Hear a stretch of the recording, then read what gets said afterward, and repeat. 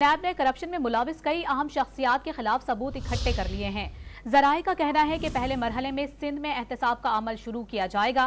नैब में मुतादिद डीजी समेत डायरेक्टर्स भी तब्दील करने का फैसला किया गया है। मजीद जानते हैं डॉन न्यूज के नुमाइंदे शकील कर्रार से। शकील, बताइएगा कौन कौन सी अहम शख्सियात के गिर्द घेरा तंग किया जा रहा है?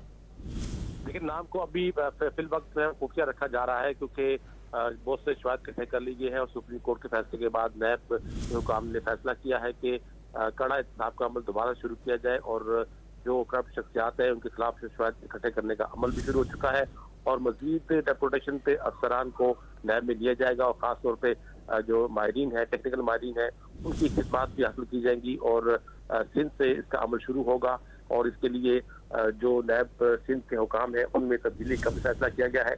जो ही नैब हेडक्वार्टर से ग्रीन सिग्नल मिलेगा तो उसके बाद पूरे सिंध में करप्ट अफसरान है उनके खिलाफ क्रैकडाउन का अमल शुरू कर दिया जाएगा। बहुत शुक्रिया शकील कर्रार अपडेट करने के लिए।